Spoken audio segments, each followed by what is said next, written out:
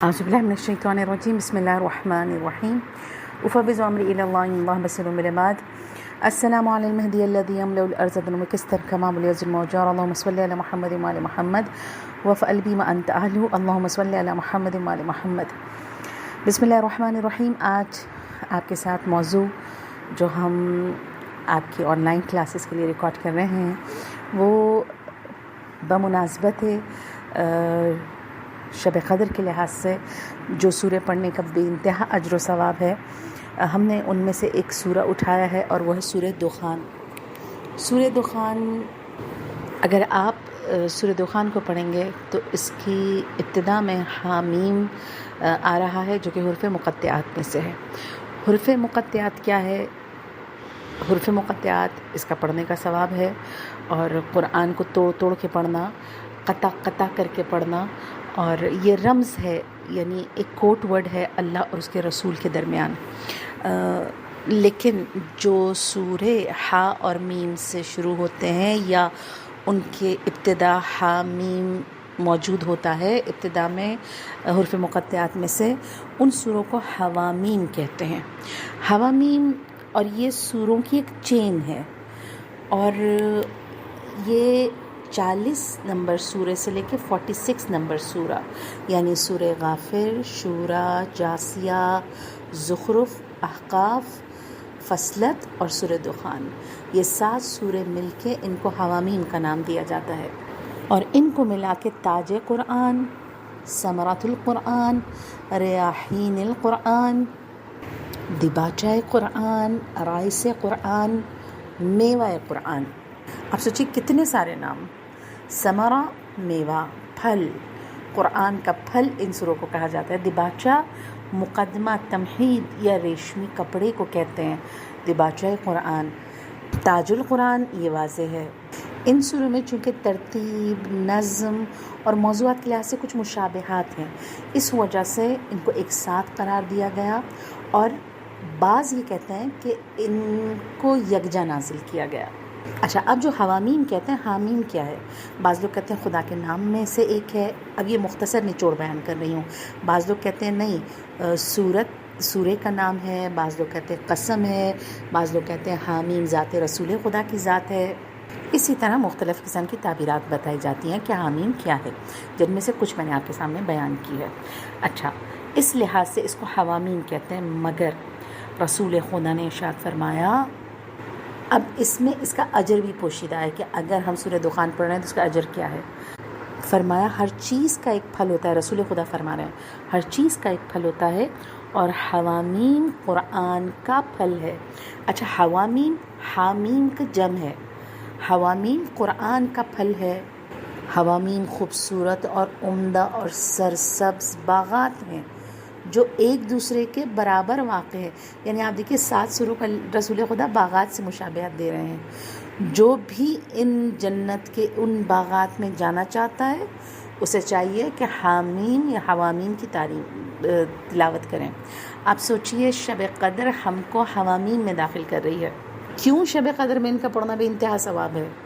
کیونکہ رسول خدا جانتے ہیں کہ ہم وہ ایک سورہ دخان کے ذریعے سے حوامیم باغات جنت میں داخل ہو جائیں، یعنی شب قدر اور چیزوں کے علاوہ صرف سوروں کی تلاوت سے ہمیں جنت کی انٹری دے رہی ہے۔ اس لحاظ سے دوسری آیت کی طرف جانے سے پہلے ایک بات کی وضاحت کر دیں، آدھے گھنٹے میں جتنی آیتوں کی تفسیر ہو سکی ہم اتنی مختصراً تفسیر لے کے چلیں گے۔ اس کے بعد اگر ہم جہاں تک کر سکے، کوشش میری ہوگی کہ آدھا سورہ ضرور ہو جائے، اگر نہ ہو سکا جتنی تفسیر ہوگی اتنی ہم بیان کریں گے۔ باقی یا علیکہ ہے، یعنی آپ پر ہے، آپ اسے کمپلیٹ کریں، تفاسیر کو اٹھائیں، یا پھر انشاءاللہ دوسرا آپشن یہ ہے جس پر بعد میں غور کریں گے کہ ہم اس کو مکمل کریں ماہ مبارک کے بعد یا آخری ایام میں انشاءاللہ۔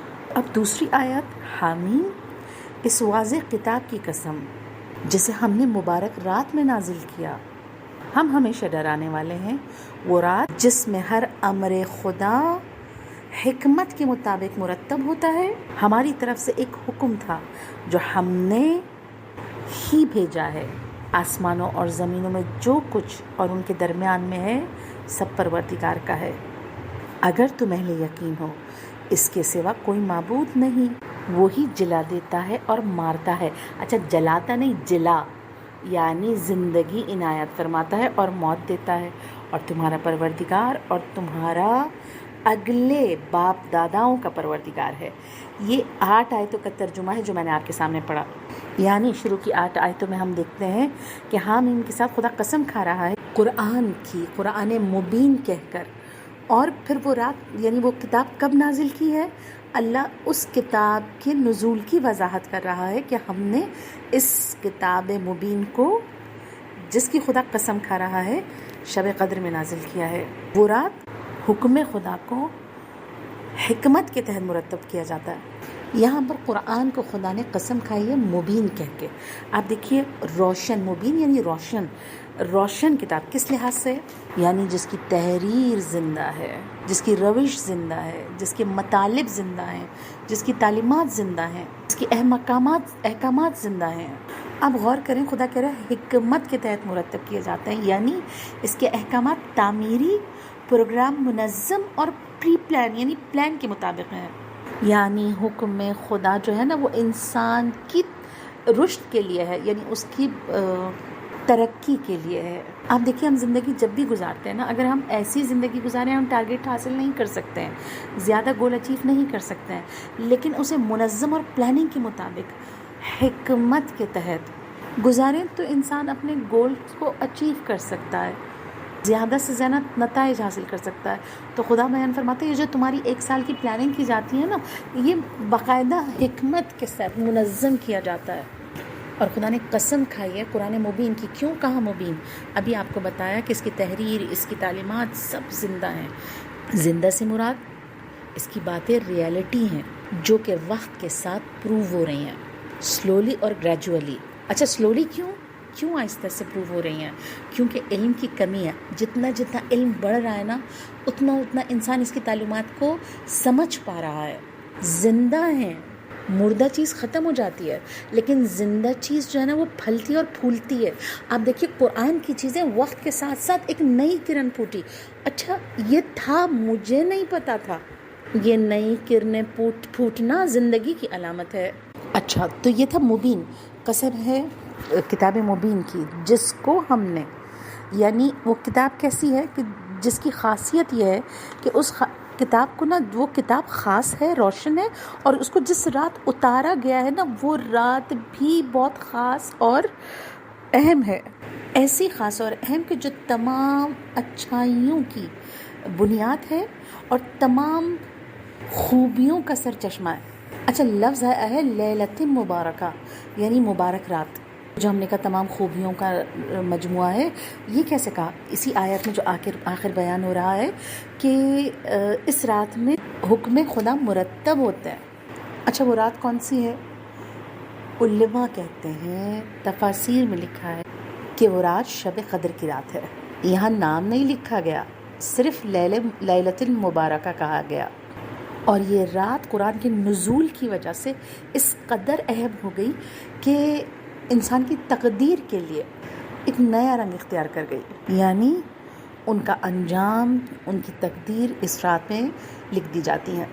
اب سوچئے قرآن کیا ہے جو ایسی بہترین رات میں قلب رسول پر اتار دیا گیا.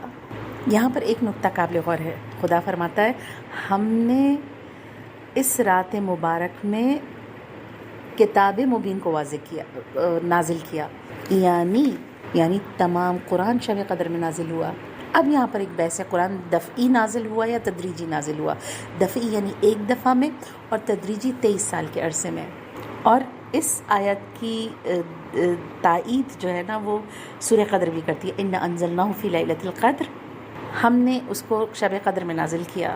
اسی طرح سورہ بقرہ کی آیت نمبر 185 کہ اسے ہم اکثر دعاؤں میں پڑھتے ہیں، شہر رمضان الذی انزل فیہ القرآن، ماہ مبارک، ماہ رمضان میں روزے رکھا کرو، یہ وہ مہینہ ہے جس میں قرآن اتارا گیا. اب دیکھیے یہ تمام آیتیں نا قرآن کی دفعی نزول کی طرف اشارہ کر رہی ہیں. تو کیا قرآن دفعی نازل ہوا ہے؟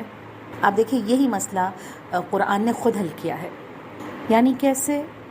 سورہ طٰہٰ کی آیت نمبر 114 پروردگار عالم ارشاد فرماتا ہے وحی کے نازل ہونے سے پہلے قرآن کے بارے میں جلدی نہ کیجیے، یعنی رسول خدا جانتے ہیں حکم قرآن کو۔ آپ دیکھیے وحی کے نازل ہونے سے پہلے قرآن کے بارے میں جلدی نہ کیجیے، یعنی اندر موجود ہے، لیکن خدا ارشاد فرماتا ہے کہ وحی جب نازل ہو پھر اس کو بیان کیا جائے۔ یعنی آپ دیکھیں یہاں پر سورہ طٰہٰ میں تدریجی کی طرف اشارہ ہے، تو اس سے ہمیں پتہ چلا قرآن کے 2 نزول کے طریقے ہیں، ایک دفعی یعنی ماہ مبارک کی اس رات میں ایک دفعہ میں قلب رسول پر نازل ہوا، اور دوسرا تدریجی جو حالات، واقعات اور ضرورت کے مطابق نازل ہوتا رہا، آہستہ آہستہ، جسے تدریجی کہا جاتا ہے۔ یہاں پر ایک لفظی نکتہ بھی ہے کہ جہاں پر ایک دفعہ قرآن نازل، یعنی ایک دفعہ سے مراد دفعی نزول کے بارے میں ذکر ہے شب قدر میں، ماہ رمضان میں، تو وہاں پر ہمیشہ لفظ انزلنا، انزل، انزلہ یہ ورڈز آیا ہے، لیکن جہاں پر تدریجی یعنی آہستہ آہستہ قرآن کے نزول کی طرف اشارہ ہے، وہاں ورڈ تنزیل کا استعمال ہوا ہے۔ آپ دیکھیں سورہ قدر میں اِنَّا أَنزَلْنَاهُ، انزال آیا ہے نا، انزلنا، تو یہ دفعی نزول کی طرف اشارہ کر رہا ہے۔ یہ دفعی نزول اور تدریجی نزول روایت سے بھی ثابت ہے، جیسے کہ چھٹے امام نے ارشاد فرمایا اس مبارک رات سے مراد شب قدر ہے، چونکہ لیلۃ المبارکہ کہا گیا۔ پوچھا مولا وہ کون سی رات تھی؟ آپ نے فرمایا اس رات سے مراد شب قدر ہے، جس میں خدائے بزرگ و برتر نے قرآن کو ایک ہی مرتبہ بیت المعمور کی طرف نازل کیا، پھر 20 سال کے عرصے میں رسول خدا پر تدریجی طور پر نازل فرماتا رہا۔ اچھا، ایک اور قابل غور نکتہ ہے اس حدیث میں، بیت المعمور کی طرف، تو بیت المعمور کہاں پر ہے؟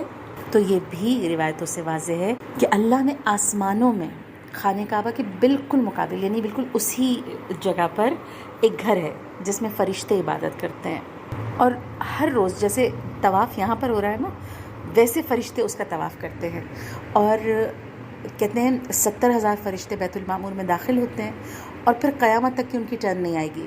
اور زیادہ تر روایتوں میں ملتا ہے کہ بیت المعمور 4تھے آسمان پر ہے۔ چونکہ یہ درسم خاص شب قدر کی وجہ سے ہم نے سورہ اٹھایا ہے، تو ایک نکتہ یہاں پہ مجھے اور بھی بیان کرنا ہے شب قدر کے حوالے سے۔ شب قدر کون سی رات ہے جس میں تمام لوگوں کے سال بھر کی تقدیر لکھ دی جاتی ہے؟ اچھا، سال بھر میں رزق، عمر، نعمتیں، سب کچھ معین کر دیا جاتا ہے، اور پھر یہ وہی رات ہے جس میں رسول کے پاکیزہ قلب اور مقدس قلب پر قرآن نازل کر دیا گیا۔ یعنی قرآن اور تقدیر اور رزق اور جو کچھ نعمت ملتی ہے ان دونوں کا بڑا گہرا رابطہ ہے۔ یہ بات بہت قابل غور ہے، اس پر دقت کی ضرورت ہے کہ شب قدر اور قرآن اور تقدیریں یہ کیوں ایک ساتھ اللہ نے ملا دی ہیں؟ کیا خدا یہ کہنا چاہتا ہے کہ تمہاری تقدیریں اور انجام اس کتاب سے متعلق ہیں اور اسی سے وابستہ ہیں، اور ان کا آپس میں بڑا نزدیکی رابطہ ہے؟ یعنی تم قرآن کے ذریعے سے اپنی نعمتیں تقدیروں کو بدل دو۔ تقدیروں کو بدلنے میں قرآن کا بہت اہم کردار ہے۔ کیسے؟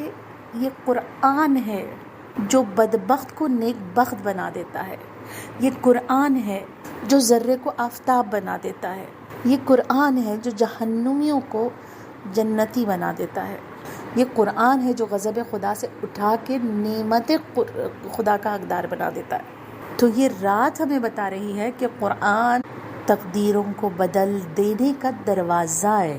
اس میں داخل ہو کر تو دیکھو، جس میں صاحب قرآن تمہارا منتظر ہے، یعنی امام زمانہ۔ تبھی تو ہماری فائلیں امام زمانہ کے پاس جا رہی ہیں، ان کے دستخط ہو کے تبھی تو وہ فائنلائز ہو رہا ہے۔ اب دیکھیں، تبھی اس رات میں ملائکہ بھی ہیں، صاحب امر بھی ہے، قرآن بھی ہے اور انسان بھی ہے۔ اگلی آیت کی طرف جانے سے پہلے اس دعا کے ساتھ کہ پروردگار عالم ہمیں اس ربط کو سمجھنے کی اور اس ربط کے ذریعے سے خود کو بدلنے کی اور اس استفادے کی توفیق عنایت فرمائے، اور اس رات کو ہمارے لیے واقعاً لیلۃ مبارکہ بنا دے۔ یہاں پر ہم نے شروع کی 4 آیتوں کی تفسیر بیان کی. اب اس کے بعد کہ وہ 4 آیتیں کیا تھیں؟ حامیم، اس واضح کتاب کی قسم، روشن کتاب کی قسم جس کو ہم نے مبارک رات میں نازل کیا. ہم ہمیشہ ڈرانے والے تھے، وہ رات کہ جس میں ہر امر خدا حکمت کے مطابق مرتب ہوتا ہے. 5ویں آیت ہماری طرف سے ایک حکم تھا. حکم تھا یعنی نزول قرآن. ہم ہی نے محمد کو بھیجا ہے، یہ سب تمہارے پروردگار کی رحمت کی وجہ سے ہے. اب خدا کس چیز کی قسم کھا رہا ہے؟ یعنی ان میں سے خدا نے جو قسم کھائی ہے کہ قرآن کی قسم ہم نے شب قدر میں نازل کیا، لیکن قسم کس چیز کے لیے کھا رہا ہے؟ پہلی چیز، ہم ہمیشہ سے ڈرانے والے ہیں. دوسری چیز، قرآن ہماری طرف سے ایک حکم ہے. تیسری چیز، ہم ہی نے محمد کو بھیجا ہے صلی اللہ علیہ وآلہ وسلم. اب جو خدا کہہ رہا ہے ہم ہی ہمیشہ ڈرانے والے تھے، کیا مراد؟ یہ ہے نزول قرآن کا مقصد. یعنی ہم ہی انبیاء کو، رسولوں کو بھیجتے ہیں تاکہ وہ ظالموں کو، مشرکوں کو، گناہگاروں کو برے کاموں سے ڈرائیں. اور جو ہم نے نبی کو کتاب دے کے بھیجا ہے، حکم یعنی شریعت، اور رسول اللہ کو ہم نے مامور کیا یعنی رسول کا مبعوث کرنا بھی ہماری طرف سے ہے، اور شریعت کا نفاذ بھی ہماری طرف سے ہے. اور یہ طریقہ ہمارا پچھلے قوموں کے لیے بھی تھا. یعنی ہم ہمیشہ سے ڈرانے والے تھے، یعنی اس کا مطلب ہے یہی طریقہ کار پچھلی قوموں کے لیے بھی تھا اور اب تمہارے لیے بھی ہے. مگر رسول اللہ اس سلسلے کی آخری کڑی ہیں. یہاں پر ایک سوال اور اٹھتا ہے، یہاں پر صرف مینشن یہ کیوں کیا گیا کہ ہم ہی ڈرانے والے ہیں، جبکہ انبیاء تو خوشخبری بھی دیتے ہیں. صرف ڈرانا نہیں ہے بلکہ انبیاء نذیر بھی ہیں اور بشیر بھی ہیں. لیکن یہاں پر صرف انذار کو بیان کیا گیا. اس کی کیا وجہ ہے؟ اس کی وجہ یہ ہے کہ ظالموں کے مطابق، مجرمین کے مطابق زیادہ تر انذار ہے، یعنی خوف دلانا ہے، ڈرانا ہے کہ کوئی تمہیں دیکھ رہا ہے، کوئی تمہارا رب ہے، تمہارے اعمال لکھے جا رہے ہیں، تمہیں حساب کتاب دینا ہے، تمہیں محشر میں جانا ہے، قبر میں جانا ہے. چونکہ یہ ظالمین کے لیے، مجرمین کے لیے، گناہگاروں کے لیے زیادہ تر یہ مرحلہ انذار پر ہے، ڈرانے پر ہے، لہٰذا یہاں پر انذار کا لفظ آیا ہے. کیونکہ خوشخبریاں دینے والے بہت ہوتے ہیں، لیکن آپ دیکھیے معاشرے میں بھی انذار کرنے والے، ڈرانے والے کم ہوتے ہیں. لوگ مصلحتوں کے تحت، لوگ ناراض ہو جانے کے تحت، برا لگ جانے کے تحت، آپ دیکھیے یہ چیز لوگ کم کرتے ہیں. اہل منبر سے بھی دیکھیے، اہل منبر میں انذار کرنے والے، ڈرانے والے بہت کم ہیں، لیکن خوشخبریاں دینے والے بہت سارے ہیں. جبکہ اگر دیکھا جائے تو بہت کم مخلصین ایسے ہوتے ہیں جو آپ کو برائی سے بچاتے ہیں، چاہے آپ کو اچھا لگے یا برا لگے. یہ ڈرانا بھی اللہ کی ایک بہت بڑی نعمت ہے. یا کوئی ڈرانے والا ہو نا، خود اس کی شخصیت اللہ کی ایک نعمت ہے. تبھی پروردگار عالم بات کی آیت میں کہہ رہا ہے رحمتم من ربک، یہ تمہارے رب کی طرف سے رحمت ہے.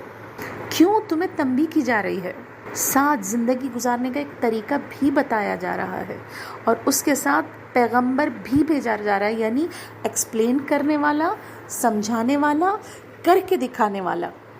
اگر صرف حکم نازل کر دیتا اور کوئی کر کے دکھانے والا نہ ہوتا، تب بھی اس انسان کو آبجیکشن ہوتا کہ خدا نے صرف حکم نازل کیا، کس طرح انجام دیتے ہیں. یا پھر کوئی انسان ہوتا تو اس کے لیے کرنا مشکل تھا، ہم اس وجہ سے نہیں کر پا رہے. خدا نے حکم بھی دیا، کر کے دکھانے والے بھی دیے، اور بتانے اور سمجھانے والے بھی دیے. سوچیے اہل بیت کا وجود کتنی بڑی نعمت ہے.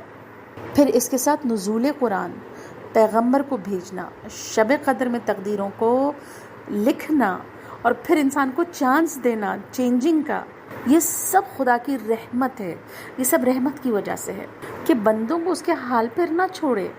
کیونکہ جب اس نے بھیجا ہے نا، اگر میرے پاس سلائی مشین ہو اور مجھے اس کو چلانا ہی نہیں آتا ہو، مجھے پتہ ہی نہیں ہو کہ اس کے پریکاشنز کیا ہیں، کس چیز سے یہ خراب ہوگی، اس کا فائدہ کیا ہے، اس سے میں کیا کام لے سکتی ہوں، میرے لیے وہ چیز بیکار ہے. میرے ساتھ سالوں بھی پڑی رہے گی نا، وہ زنگ لگا کے خراب ہو جائے گی. لیکن اگر میرے پاس مشین ہو اور مشین ملنے سے پہلے مجھے سمجھا دیا جائے کس طرح ورک کرے گی، کس طرح زیادہ دیر چلے گی، کس چیز پہ ورک کرے گی، کیسے بہت اچھی چیزیں مجھے بنا کے دے گی، یہ اصل نعمت ہے تاکہ میں اس نعمت سے فائدہ اٹھا سکوں۔ بالکل اسی طرح خدا نے بندوں کو بھیجا، ان کو ان کے حال پہ نہیں چھوڑا تاکہ وہ اپنے عروج کو نہ پا سکیں، کمال کو نہ پا سکیں، بلکہ اس نے انسان کی مشین کے ساتھ بکلٹ بھی بھیجا کہ وہ بکلٹ جسے خدا حکم کہہ رہا ہے کہ حکم بھی بھیجا کہ کیا چیز ہے جو اس کو فائدہ، عروج، کمال، زیادہ اچھے طریقے سے کام کر سکے۔ اچھا صرف بکلٹ بھیجا نہیں، بلکہ اس کو سمجھانے والا بھی بھیجا، اس کو کر کے دکھانے والا بھی بھیجا نبی کی صورت میں، تاکہ ہر موڑ پر اس کو رہنمائی بھی ملے، اس کو بلندی بھی ملے، کمال کا طریقہ بھی پتہ چلے۔ پھر اس کے بعد کی آیتوں میں خدا اپنی صفتیں بتا رہا ہے۔ 7 صفتیں گنوائی ہیں خدا نے 3 آیتوں میں، یعنی 6، 7، 8 میں۔ سب سے پہلی، بے شک وہ سننے والا اور جاننے والا ہے۔ سننے والا، جاننے والا، تم کیسا عمل کرتے ہو، کیا کرتے ہو، تمہارے دلوں میں کیا ہے، ظاہر میں کیا ہے، باطن میں کیا ہے، تمہاری دعاؤں کو بھی سنتا ہے، تمہاری آپس کی باتوں کو بھی سنتا ہے، اور تمہارے گہرے رازوں سے بھی واقف ہے، ایسے راز جو دل کی گہرائی کے ہیں۔ تیسری صفت، وہ ایسا خدا ہے جو زمین و آسمان اور جو کچھ ان کے درمیان میں سب کا پروردگار ہے۔ اگر تمہیں یقین ہو، اچھا زمین و آسمان اور اس کے درمیان جو کچھ ہے، ٹھیک ہے، اس چیز کو جوڑا اہل یقین کے ساتھ کہ وہ پروردگار ہے، اور اگر تم اہل یقین ہو، کیوں؟ اب دیکھیے اس سے پہلے بتوں بہت سارے بت تھے، ہر چیز کا الگ الگ خدا۔ اب رسول خدا نے آ کے وحدانیت کا درس دیا۔ خدا بتا رہا ہے سننے والا بھی وہی ہے، جاننے والا بھی وہی ہے۔ اس کے ساتھ ساتھ یہ جو پوری کائنات تم دیکھ رہے ہو نا، زمین آسمان، اس کے درمیان کی ہر چیز، وہ ایک ہے جو ہر چیز کا مالک ہے۔ یعنی وہ جو 360 بت تھے نا، ان سب پر لکیر ہے، خط بتلان ہے، واضح کر دیا کہ تمام عالمین کا رب ایک ہی ہے۔ ایک مقصد یہ، دوسرا مقصد آپ دیکھیں ربوبیت کو اہل یقین کے ساتھ جوڑنا، دعوت فکر ہے۔ خدا بتانا چاہتا ہے دیکھو، غور و فکر کرو، زمین آسمان درمیان میں کوئی چیز ایسی نہیں ہے جس کا رزق اس تک پہنچ نہیں رہا ہو۔ ہر ذرے میں، ہر چیز میں اس کی ربوبیت کے نشان پائے جاتے ہیں۔ جیسے حضرت موسیٰ کے بارے میں ملتا ہے نا کہ جب ان کا وقت آخر آیا تو اپنے بچوں کے متعلق پریشان تھے، تو فرمایا کہ موسیٰ ذرا دریا پر اپنا عصا مارو۔ جیسی عصا مارا نا، دیکھا ایک پتھر، گہرائیوں میں ایک پتھر ہے۔ آپ نے فرمایا، حکم آیا کہ اب اس پر بھی پتھر مارو، عصا مارو۔ آپ نے اس پر بھی عصا مارا، پتھر بھی 2 ٹکڑے ہو گیا۔ دیکھا پتھر کے اندر ایک چھوٹا سا سوراخ ہے، اور اس کے اندر کوئی مخلوق، کوئی کیڑا ہے، اور اس کیڑے کے منہ میں کھانے کی کوئی چیز ہے۔ حکم آیا، صدا آئی، موسیٰ جب میں نے پانی کی اس گہرائیوں میں، اس پتھر کے اندھیری جگہ میں جہاں کوئی دیکھنے والا نہیں تھا، اس کو بھی بغیر رزق، بغیر پالے نہیں چھوڑا ہے، تو کیوں کر تم اپنی اولاد کے لیے پریشان ہو؟ آپ دیکھیے اس کی ربوبیت کے آثار۔ کل میں ایک ڈاکومنٹری دیکھ رہی تھی کہ سمندر جو ہے نا وہ ابھی 5% بھی ایکسپلور نہیں ہوا ہے، اور آج کل جو نیوز چل رہی ہیں، آپ اگر انٹرنیشنل لیول کی نیوز پڑھتے ہوں تو اس میں دیکھیں کہ سمندر کی کچھ مخلوقات ایسی ہیں جو بہت نیچے سے، جن کے بارے انسان نہیں جانتا تھا، اب کچھ عرصے میں وہ اوپر کی جانب آ رہی ہیں۔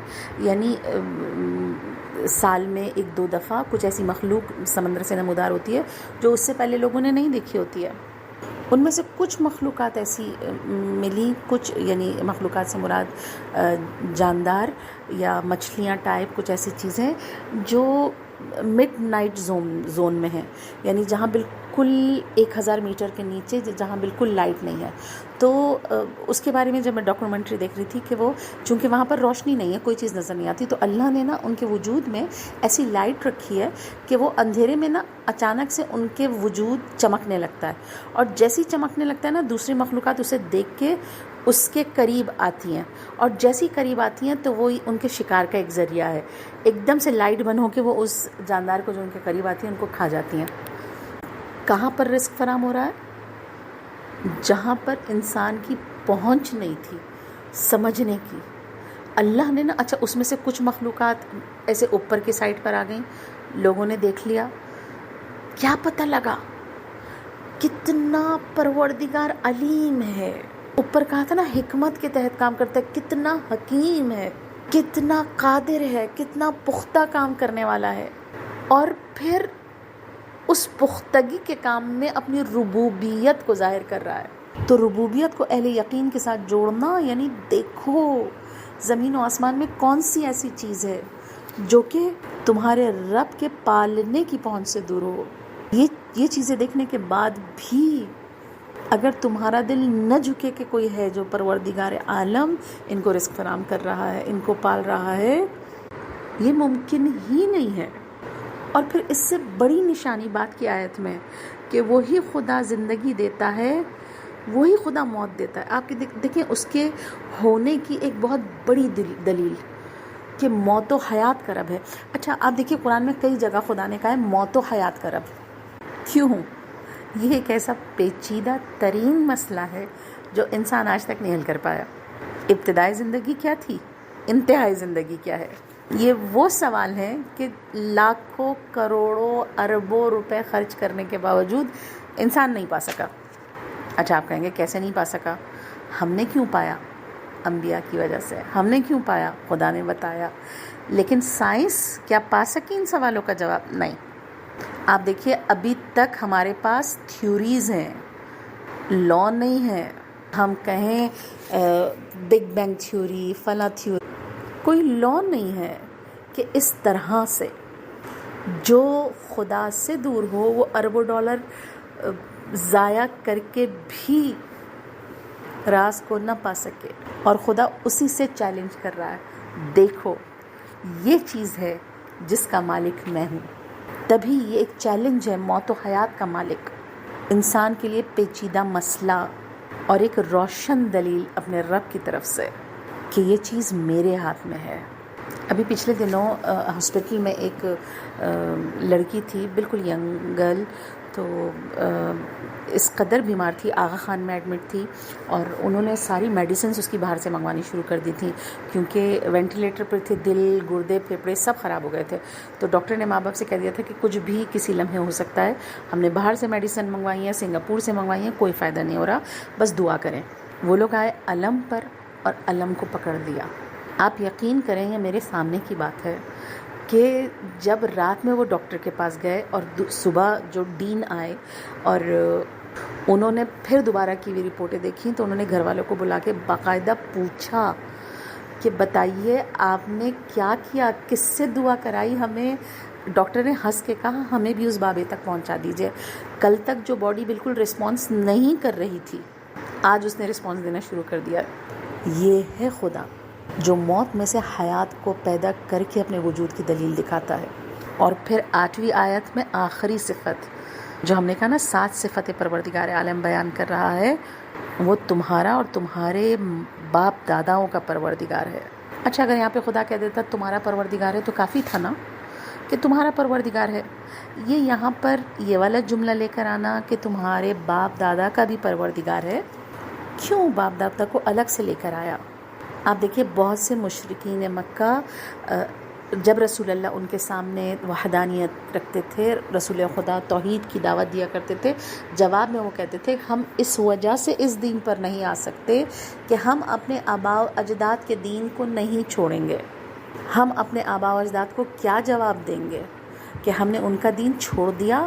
تو یہاں پر رب کریم فرما رہا ہے کہ صرف تمہارا رب نہیں، تمہارے آباء و اجداد کا بھی رب وہی پروردگار ہے.